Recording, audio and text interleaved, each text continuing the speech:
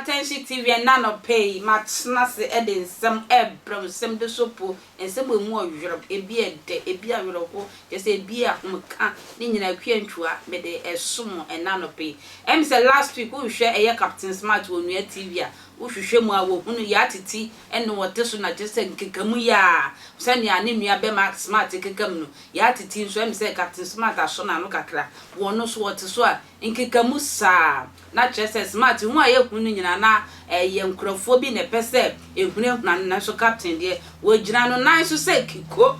Oh, say you come a year so Jenny be our Kasoa, Captain Bejana was said, Sasso Janina Yakuno, Sar Langard no this, when Sabi Ghana form penny phobia, SH00TING when Yasa, and who didn't yes, I was Siadiano. Now this is the time I was said, Ghana form penny for extra because, oh, yes, I'm mine now, on the IGP trap. Picture not just one Ghana for kuku down for a war links. Entina ni tima ne da watimi afat you ekun eye sojani agene kra efi atiasefo asase so enti captain kekan sansem na just say ano ya ye de se ekutie bia ye dey enim ni ra ye de let edo po ekoma captain e wo nua station say one shon one me patcho was sansem na work kano captain say me captain me mpacho na me mpacho e na mujimi kra se si ade nsam ne de dodo nam na me de ba captain say mo tumi de salute ya brand ene de obeka Ghana for mpanifu asabi wo mu nyina etu galamsey hey edin wo mesro my ever say wo fa bi e kan wa na me hwemra Minister of Lands and Natural Resources, do we mind galamsey me see me njaika me say Ministry of Lands and Natural Resources from minister basic security wo mu nyina tu galamsey o minister ne your friend say hey jinapo oberito wusu bio me kudu kade on your galamsey keeping Omu ina tu galamsey Minerals Commission mo matro me letter say me apologize. I will not apologize today. I'll be a fool to apologize. Me say Minerals Commission from your board chair to the last person. Mutu galamsey go to court. I want to meet you at court. I will say what's wrong me letter. Pasia heading says seize and the disaster. Nonsense. Well, what kind of letter do you have? Letter down mankasa tro no they consider so mutu galamsey yen kan o letter no o say kwasoro media general 59 presidential driver this away Kanda Accra attention between Sajman some ma bon once a bon Minerals Commission we na mu school no makwa no kwa which one the group chief executive attention until you clean our ha group CEO on the between Sajman we are some attention between Sajman Kronunti kwabrani ko school we no wa ya aboa e wo krom ha. They are sick. Reference is made to Onia Marching Morning program hosted by Mr. Blessed Gospel. Me Mr. I am captain. Bobo Padamo so ye Kenya sesem kyeremo a mu wi say ya no ya on Onia TV station on 18th of April and then 23rd and that's kura maka mo letter. Me say mutu galamsey Minerals Commission from on board chairperson. Now, board chairman, me be show constituency galamsey e kwaso. Mon kwa court, mun yi media general free mun su min kwa. Me say Minerals Commission, the Ministry of Lands and Natural Resources and the presidency, we be not to galamsey. We are Bema, me see yen share court. Mun kan Minerals Commission. Me here letter we me I want to meet you at court. Now me show some Minerals Commission to galamsey. We want to state emphatically. One person me show emphatically and I say emphatically. Well, Adrim Boninti, Makatra, see where we not to galamsey. What we want to state emphatically. Achuna kolego. They want to write emphatically. And I'm what? Well, me say Kronunti, emphatically. Well, Minerals Commission the trouble of we. Well, Chrono. Minerals Commission. For my board list, bra. For producer Fatwa. Go to court, sue me, and leave media general. Make the pictures, the videos, me say UTV regional correspondent or what UTV, well Western region. Actually, Otu galamsey UTV. Asa kwame despite original correspondent. Otu galamsey. Me if central and Western eba o. Me be the doso po, ma ko pristia, me ko twa videos. Me say we be ma come and try me. Me wo twituo, me twituo. Ba bodam me tro say ma bodam chen.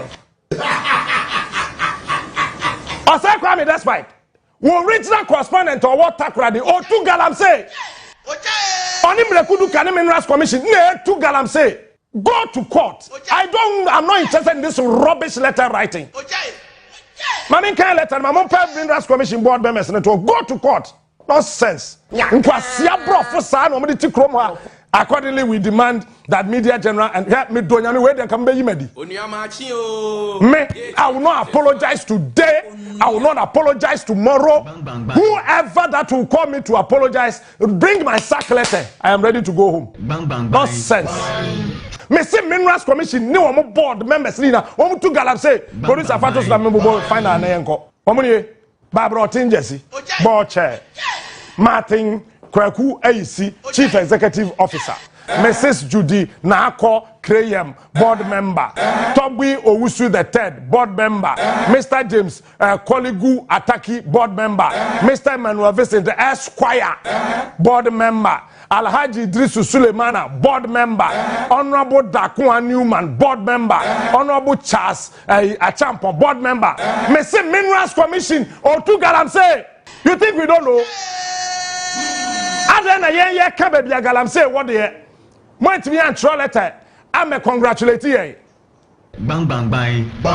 Now fair Kasoa Minerals Commission to galam say yeah. My troll letter emphatically. Yeah, Kasoa Mutu galam say any cost sense when they want to withdraw and render unqualified apology to the commission. I will not do it. Me, I will not do this today, tomorrow, or any day or any time. Bang bang bang. Ankawe, I would love to be sacked. Bang bang bang. Me kura ma fe me mami. Wo be so ka me say, munim say, evaluate dra. Munim mahine the paramount chief. Munim na tu galam say. Huh? I got videos. I got all. Mo boche. Mo messing ko prisia. Say two galam say, oh Prisia. Who said you don't know? You guys are wet. Most of them the letter in the court in the media. Emphatically indeed. Who see I'm a fraud for this? I'm frozen for a couple of four. Emphatically indeed. Me say Minerals Commission from the board chair to the last security person. When we not two galam say, Ministry of Lands and Natural Resources. From the minister to the last security person, we not to galam say the presidency from whoever is at the top to the down, we not to galam say. Take me to court, and I'll come and prove it to you. About saying a major Kenelo Usuasa or Smam Soldier for some cost topic galam say head of security at the Jubilee House. No much na to guard room so cost topic galam say. Me yeah bonibia okromha. I've been arrested 39 times in 2 years. Meti I saw them there. Yama post for national security. Gra. Elder body don't say captain. Brian, I say a worship. They are afraid.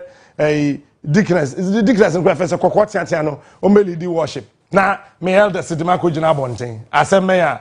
I say national security for the police for be show. Elder I said mayor charge on the buy and say what can say the presidency is involved in that. I say what? Yes. And me.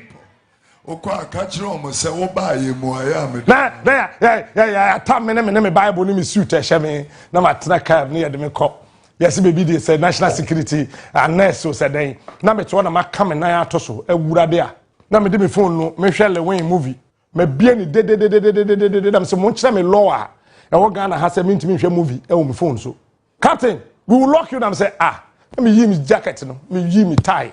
I am ready. Mpesa mo rom dross. Me wro kra me bodan tusa. Na mo de makotum.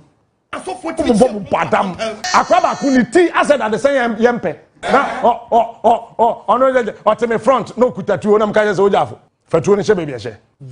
You can order be na say fatuo no shebe biye she. Na kai mu ha enye battlefield. No be tutuo o me car front. Onye na me so me safa me seat na say afi no de tuo na share say na niam akode. Wo ba national security time be San Francisco ku. When we were trained in Venezuela and Cuba to protect President Kufuor, where were you? Badam. Where were you? When we were jumping about 16th floor to the down, Bagam. Where were you? And then I have Fuji party, constituency unit committee organizer. We are near the two equity so national security. Badam. Oh, national security. They are sick people. I think it was a 12. Them catch up one say, look. Oh, so I'm lock. Me pesa metre. Lock na one national security. Wa kwa fast wa ye bi. Me tumi a chiro sisi a. then ye see you Jubilee House ye ni kufo na see ye adam glass twa kufo sere ho no e wo soro ho no we were there we ye na ye dey best in 37 military hospital.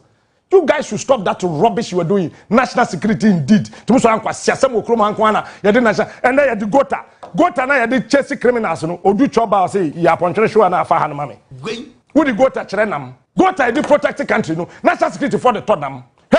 Besikwa Kasoa na kwa he. Captain Smart was see if you dare me not as a captain and crofo we nyina wonu nyina wo monsa e hyegalam se mu di ye na Ghana for ye bre captain Kasoa ye wadwuma me da asese o tweme akra